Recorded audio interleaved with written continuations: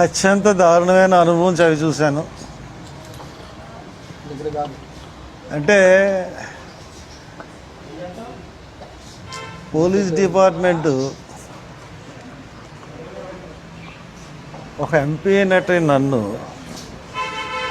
ఈ రకంగా ప్రవర్తించారంటే ఇంకే ఈ రాష్ట్రంలో శాంతి భద్రతలు ఎక్కడ ఉన్నాయి? ఈ రాష్ట్రంలో అసలు పాలన ఏంటి? బ్రిటిష్ పాలన కన్నా దారుణమైన పాలన.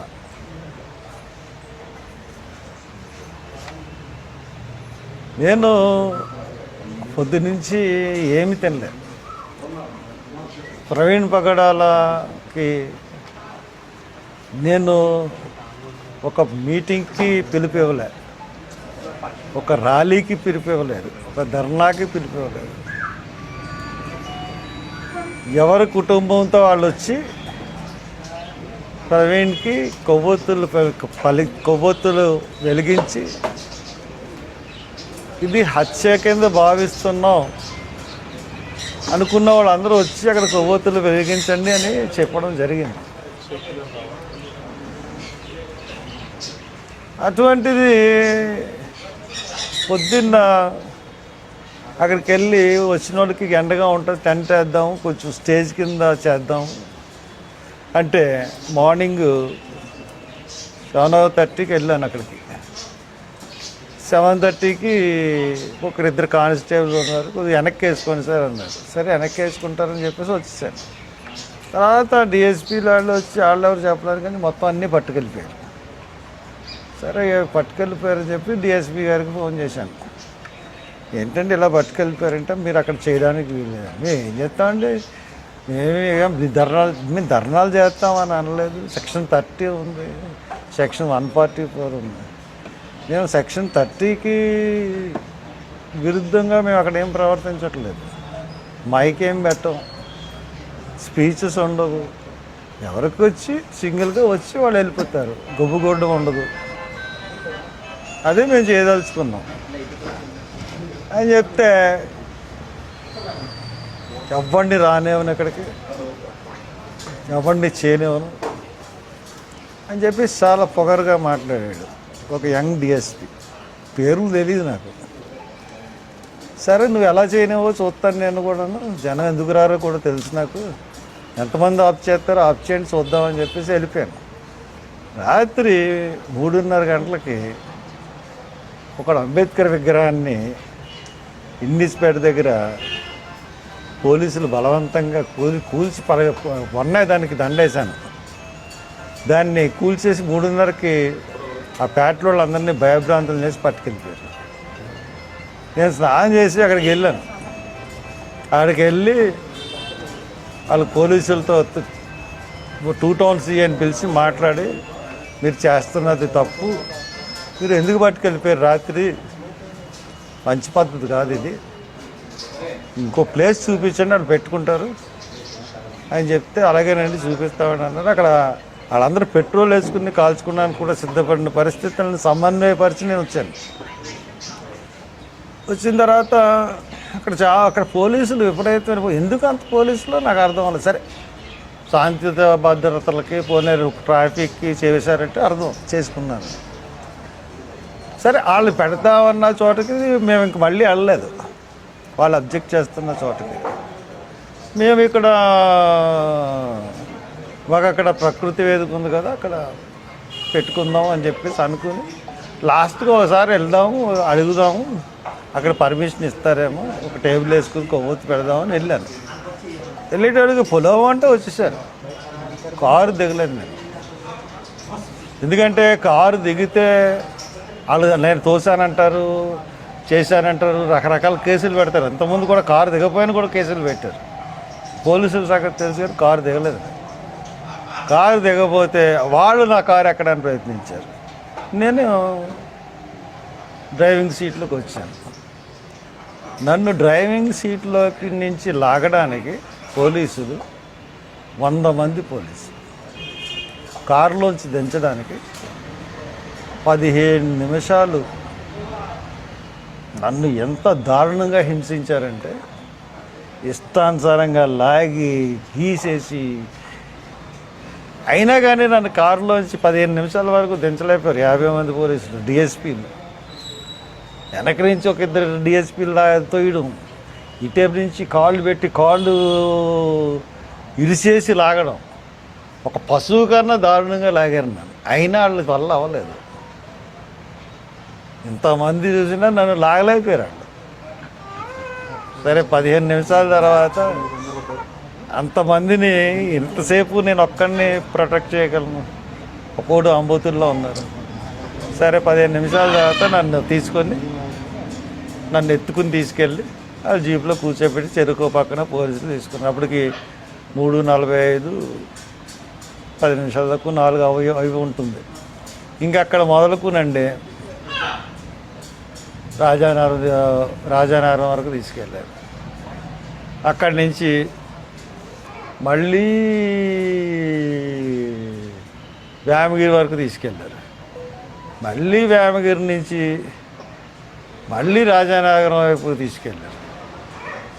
మళ్ళీ లాలాచెరు వచ్చి మళ్ళీ బొమ్మూరు నుంచి మళ్ళీ తిప్పి మళ్ళీ లోనకి తీసుకెళ్ళి అక్కడ దివాంచేరు ఎదురుకుండా రోడ్డు ఉంటే ఆ రోడ్డు నిర్మానుష్యం, ఎవ్వరు లేరు. అన్నీ చుట్టూ పొదలు. ఏవో అక్కడ ఏంటంటే మన హాస్పిటల్ ఒకటి ఉంది, శ్రీనివాస్ గారి దగ్గర, శ్రీనివాస్ అనుకుంటా, గూడూరు శ్రీనివాస గారి హాస్పిటల్ వెనకాల అసలు నివాసాలు కానీ ఏం లేవు. ఒక నిర్మానుష్య ప్రదేశానికి తీసుకెళ్ళి 3 జీపులు అక్కడ దించారు. దించి అక్కడ 2 గంటలు ఉంచారు. అంటే నేను పారిపోతే కాల్చేద్దాం అనుకుంటున్నారా అని ఎటకారాలు కూడా ఆడాను.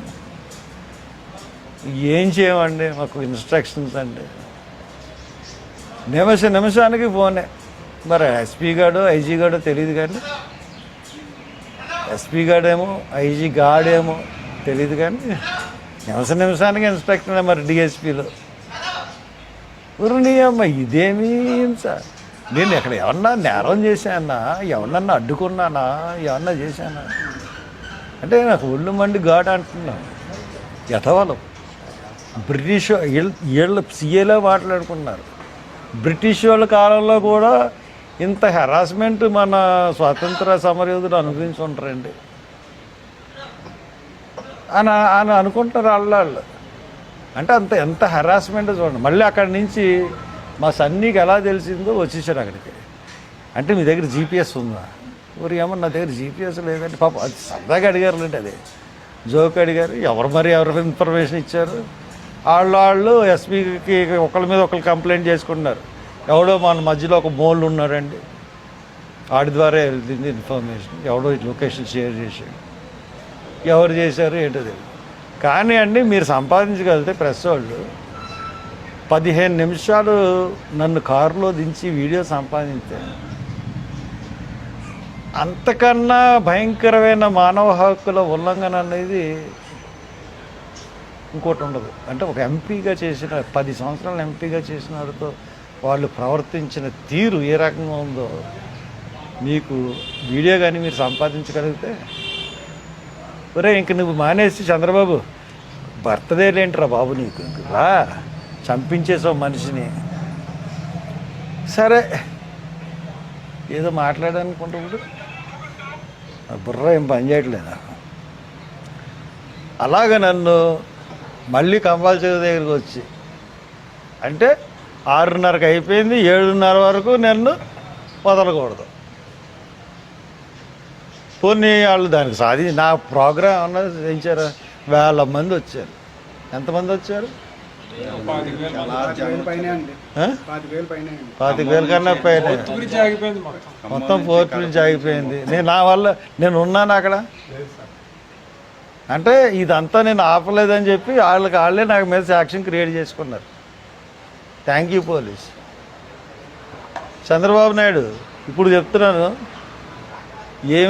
వెళ్ళి ఏదో ఫారిన్ కంట్రీలో నీ బర్త్డే చేసుకుంటా ఉంటా కదా, ఏందయ్యా నీ పాలన? ఇదేనా నీ పాలన? నిన్ను ప్రశ్నిస్తే ఇష్టానుసారంగా మమ్మల్ని చేస్తావా? ఇయే మా బర్త్డే విషెస్.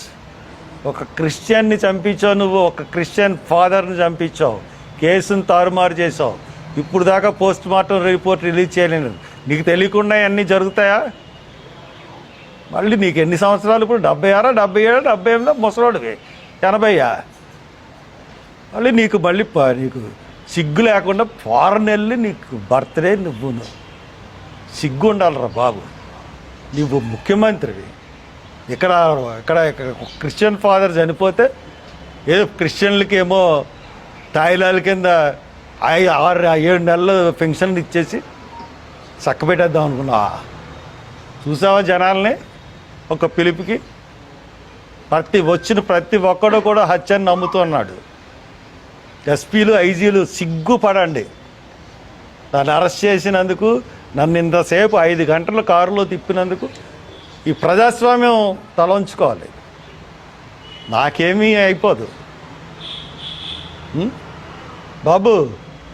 మీ బాబు జైల్లో ఉన్నప్పుడు నీ దగ్గరికి, మీ అమ్మ దగ్గరికి నేనే వచ్చానయ్యా. నారా లోకేష్ వచ్చి సంఘీభావం చెప్పాను. మంచి బహుమతి ఇచ్చారు నాకు. నీకన్నా జగన్ ప్రభుత్వం 1000 రెట్లు బెటర్లాగా అనిపించింది ఈవేళ. ఇంత హింస ఎప్పుడు పెట్టలేదు నన్ను. ఇష్టానుసారంగా చేస్తారా? సిగ్గు ఉండాలి. మీ బాబుకు ఫోన్ చేసి చెప్పు, ముఖ్యమంత్రి ఇక్కడ ఉండాలి, ఇక్కడ ప్రజల మధ్యన చేసుకోవాలి, ఫారెన్ వెళ్ళి చేసుకోవడం కాదని. ఇదే మా విషయాలు. ఒక సెక్యులర్ వాదుల విషయాలు ఒక ముఖ్యమంత్రికి.